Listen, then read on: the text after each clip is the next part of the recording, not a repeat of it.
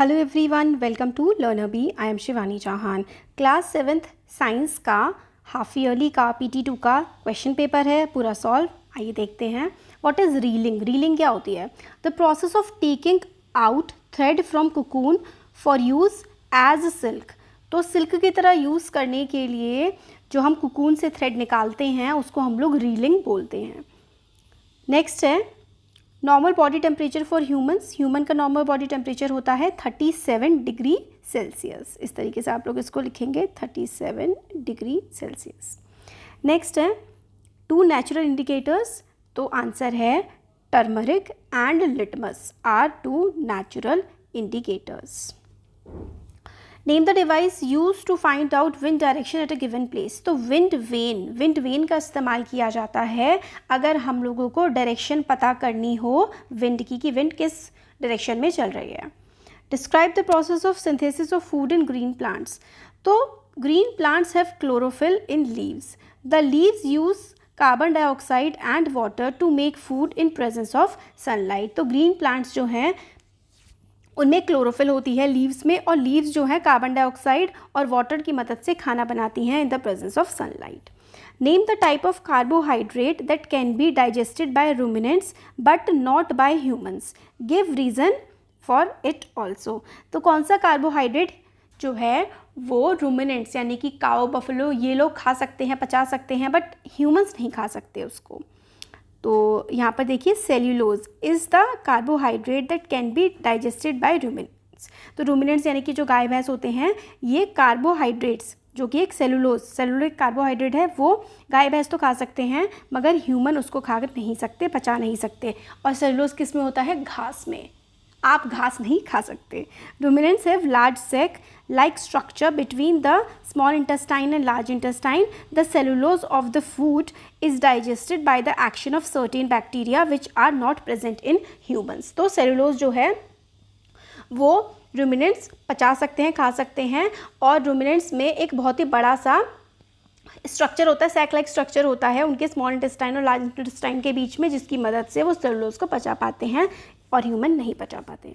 Life cycle जो है मौत की वो आपकी बुक के पेज नंबर 28 पर गिवन है, देख सकते हैं, बहुत इंपॉर्टेंट है, करके जाइएगा। और describe the process of neutralisation with the help of example. Neutralisation का प्रोसेस आप लोगों को बताना है और एग्जाम्पल भी देना है। तो reaction between acid and base is known as neutralisation. तो एसिड और बेस के बीच में जो रिएक्शन होता है उसको हम लोग न्यूट्रलाइजेशन कहते हैं। Salt and water are produce in this process with the evolution of heat. तो सॉल्ट और वाटर प्रोड्यूस होते हैं जब भी न्यूट्रलाइजेशन होता है और हीट भी इवॉल्व होती है। Antacids like milk of magnesia, baking soda et cetera which contain a base are used for reducing activity in stomach when excessive acid is released by glands. तो एंटासिड्स जैसे कि मिल्क ऑफ मैग्नीशिया का इस्तेमाल किया जाता है स्टमक की acidity को कम करने के लिए। तो ये एक एग्जाम्पल है न्यूट्रलाइजेशन का, एंटासिड्स का इस्तेमाल। क्वेश्चन नंबर 9 है explain how painting of iron get prevent it from rusting. तो हम जब आयरन गेट को पेंट कर देते हैं तो वो रस्टिंग बच जाती है, तो क्या होता है? It is known that for rusting the presence of oxygen and moisture is essential. Painting prevent the iron grate from coming in contact with oxygen and moisture. तो भाई रस्टिंग होने के लिए ऑक्सीजन और मॉइस्चर की प्रेजेंस होना बहुत ज़रूरी है। पेंटिंग जो है वो आयरन गेट पे जब हम करते हैं तो ऑक्सीजन और मॉइस्चर की प्रेजेंस में रस्टिंग हो जाती है, बट जब हम पेंट कर देते हैं तो वो एक लेयर बन जाती है और ऑक्सीजन और मॉइस्चर का कॉन्टैक्ट नहीं बन पाता है आयरन से, इससे आयरन की रस्टिंग बच जाती है। नेक्स्ट है differentiate between physical and chemical change with example. तो in a physical change no new substance is formed, it is reversible in nature. तो कोई नया सब्सटेंस नहीं फॉर्म होता है और वो रिवर्सिबल है नेचर में, मतलब पहले जैसा हो सकता है, जैसे कि conversion of ice to water. Ice पानी बन सकती है और पानी आइस बन सकता है, तो ये बहुत ही अच्छा एग्जाम्पल है फिजिकल चेंज का। In a chemical change a new substance is formed, it is irreversible in nature. तो केमिकल चेंज जो होता है वो इरिवर्सिबल होता है, जैसे कि अगर आपने एक बार पेड़ या लकड़ी को जला दिया तो वो दोबारा से पेड़ नहीं बन सकता उसी का। नेक्स्ट क्वेश्चन है why holes are made in hangings, banners and hoardings. तो होर्डिंग्स और बैनर्स होते हैं उसमें होल क्यों बनाए जाते हैं? तो देखो क्या होता है कि एयर एक्सर्ट्स प्रेशर, एयर जो है ना वो प्रेशर एक्सर्ट करती है. Due to this pressure banners and hoardings flutter and torn when wind is blowing fast. Holes are made in banners and hoardings so that wind passes through the holes and they do not become loose and fall down. तो air जो है वो exert करती है pressure, और इस pressure की वजह से जो बैनर्स और होल्डिंग्स होते हैं वो हिलते हैं, फट जाते हैं. ठीक है, अगर उसमें होल होते हैं ना बैनर्स में तो वो हवा इजीली उसमें से पास हो जाती है और वो फटते नहीं हैं. डिफाइन द फॉलोइंग वेदरिंग और हमस. तो वेदरिंग क्या होती है? Breaking of rocks by the action of water, heat and wind. तो वेदरिंग क्या होती है यार कि जो पत्थर टूटते हैं हवा, पानी और हीट की वजह से, वो वेदरिंग होती है. ह्यूमस क्या होता है? Dead organic matter present in soil which makes it fertile. तो डेड ऑर्गेनिक मैटर जैसे कि डेड प्लांट्स एंड एनिमल्स जो मिट्टी में होता है, सड़ जाते हैं, उसके बाद उसकी खाद बन जाती है, वही ह्यूमस होती है, खाद. ब्रीदिंग रेट क्या होता है? तो number of time a person breathe in a minute is known as breathing rate. 1 minute में एक इंसान कितनी बार सांस लेता है, वही ब्रीदिंग रेट होता है. What is symbiosis? Give an example. Symbiosis क्या होता है? तो some organism live together and share both shelter and nutrients. The relationship is called symbiosis. Example, some fungi live inside the root of plant. तो कुछ organism जो है साथ में रहते हैं और शेल्टर और न्यूट्रिएंट्स दोनों को वो शेयर करते हैं. यही जो रिलेशनशिप होती है इसको हम लोग सिम्बायोसिस बोलते हैं. कुछ फंजाई जो है वो रहते हैं inside the root of the plant. ये सिम्बायोसिस का एक एग्जाम्पल है.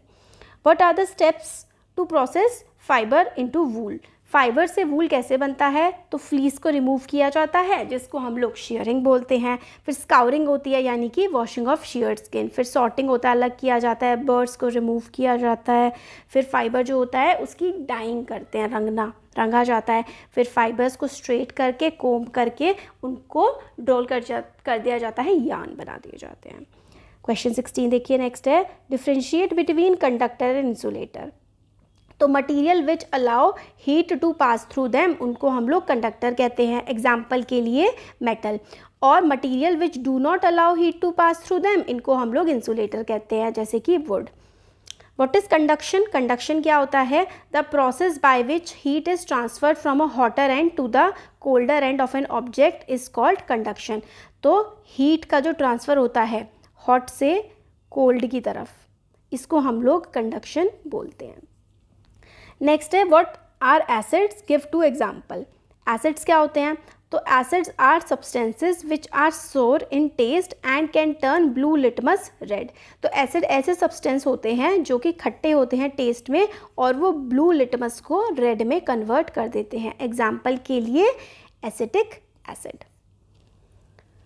नेक्स्ट है वाटर एसिड. Give 2 example. ठीक है, हो गया. Which acid is found in curd? तो कर्ड में कौन सा एसिड होता है? लैक्टिक एसिड पाया जाता है कर्ड में. एसिड्स ये वाला, ठीक है. इट नेक्स्ट है tropical rain forest has large population of animals. Why? Tropical rain forest में बहुत सारे एनिमल्स होते हैं. क्यों? क्योंकि because of continuous warmth and rain the tropical region support an enormous number of a wide range of animals. क्योंकि वहाँ पे धूप बहुत होती है, बहुत ज़्यादा बारिश होती है, इसलिए बहुत ज़्यादा पेड़ पौधे और जानवर वहाँ पर रह पाते हैं. साइक्लोन्स क्या होते हैं? तो hot vapours when condense upside release energy. This heat will warm the air around. The air tend to rise and drop in pressure. More air rushes towards center. This cycle is repeated. तो इसी को हम लोग cyclone कहते हैं. The chain of events end with the formation of a very low pressure system with high speed winds revolving around it. Cyclone को हम हिंदी में बोलते हैं चक्रवात. जो हवा इस तरीके से गोल गोल गोल गोल घूमती है वही साइक्लोन पूरा हमारा होता है. एयर की 2 प्रॉपर्टीज़ बतानी है. तो एयर के पास मास होता है और एयर एक्सपैंड कर जाती है हीट करने पे. तो air has mass and air expands on heating. 2 properties of air. तो एयर की प्रॉपर्टीज़ हमारी यही होती है. ठीक है. Distinguish between parasites and saprophytes. तो सेफ्रोट्रोफ्स और पैरासाइट्स में हमें डिफ्रेंशिएट करना है. देखो, parasite feed on living organism where as saprotrophs जो होते हैं feed on dead matter. Organism on which parasite feed is called host where as saprophytes जो होते हैं या फिर सेफ्रोट्रोफ्स जो होते हैं do not feed on living organism. Saprotroph living organism में फीड नहीं करते मगर पैरासाइट लिविंग ऑर्गेनिज्म पर फीड करते हैं. Why do organism need food? देखो सिंपल सा चीज़ है, हमारी बॉडी की ग्रोथ के लिए, बॉडी में एनर्जी बनी रहे, बॉडी के जो चीज़ें मतलब प्रॉब्लम हो रही है, जो सेल्स डैमेज हो रहे हैं वो रिपेयर हो सकें और हम अपनी जो बीमारियों से हमारी रेजिस्टेंस बनी रहे, इसके लिए इंसान को खाने की ज़रूरत होती है। टाइप्स ऑफ रेस्पिरेशन क्या होते हैं? तो देखो, respiration in presence of oxygen is called aerobic respiration. तो ऑक्सीजन की प्रेजेंस में जो हम सांस लेते हैं उसको हम लोग एरोबिक रेस्पिरेशन बोलते हैं, whereas respiration in absence of oxygen is called anaerobic respiration. और जो ऑक्सीजन नहीं होती, जब उसकी एब्सेंस में जो रेस्पिरेशन होती है उसको हम लोग एनारोबिक रेस्पिरेशन बोलते हैं। Write the adaptation of polar bear. तो पोलर बेयर की क्या क्या एडेप्टेशंस हैं, कैसे रहता है पोलर बेयर? तो वाइट कलर का उसका फ़र होता है और वाइट फ़र जो होता है वो स्नो में कैमोफ्लाज हो जाता है, यानी कि बिल्कुल वाइट कलर की स्नो होती है और वाइट कलर का ही फ़र होता है, और उसको प्रेडेटर से कोई उसको मारने आए तो फिर वो दिखता ही नहीं है क्योंकि वो बिल्कुल बर्फ़ में छुप जाता है। फ़र उसका थिक होता है और स्किन भी बहुत थिक होती है ताकि वो ठंड से बच सके। Thick fur and layer of fat skin help in insulation and keep warm. Strong sense of smell होती है, और सेंस ऑफ स्मेल जो काफ़ी ज़्यादा स्ट्रॉन्ग होती है और वो प्रेज वगैरह जो होते हैं उनको कैच करने में मदद करती है कि अपना खाना ढूंढ पाते हैं। और shaped and sharp clause, they have well curved and sharp clause that support them in walking on the ice. तो वो आइस पे इजीली चल पाते हैं क्योंकि उनके काफ़ी मतलब शार्प क्लॉज होते हैं जो इजीली वो चल पाते हैं आइस पर। What is weather? What are the elements of weather? तो day to day condition of atmosphere of a place with respect to temperature, humidity, rain and wind. तो ह्यूमिडिटी, रेन और विंड और जो स्पीड होती है हवा की, वो सारे के सारे फैक्टर्स अगर हम लोग मिला दें तो उसी को हम लोग कहते हैं हमारा वेदर, हमारे आसपास की चीज़ जो होती है। और नेक्स्ट है list the differences between sandy and clayey soil. Sandy और क्लेली सॉइल में हम लोगों को डिफरेंस बताना है। ये एलिमेंट्स हो गए वेदर के, टेम्परेचर, ह्यूमिडिटी, विंड स्पीड। क्लेली और लोमी या फिर सैंडी में हमें डिफरेंस बताना है। तो यहाँ पर देखिए, जो क्लेली होती है उसके स्मॉल पार्टिकल होते हैं और सैंडी के जो है वो बड़े पार्टिकल्स होते हैं। और क्लेली जो होती है वो काफ़ी सारा पानी अपने में होल्ड करके रख सकती है, और जो ये सैंडी होती है ये बहुत ज़्यादा पानी होल्ड करके नहीं रख पाती। क्लेली सॉइल फर्टाइल होती है और सैंडी सॉइल फर्टाइल नहीं होती है। क्लेली सॉइल में एयर कंटेंट लो होता है, और जो सैंडी सॉइल होती है उसमें तो एयर, क्योंकि सैंड होते हैं ना, दाने होते हैं, वो एयर ट्रैप हो जाती है उनके बीच में, मतलब ठीक रहता है।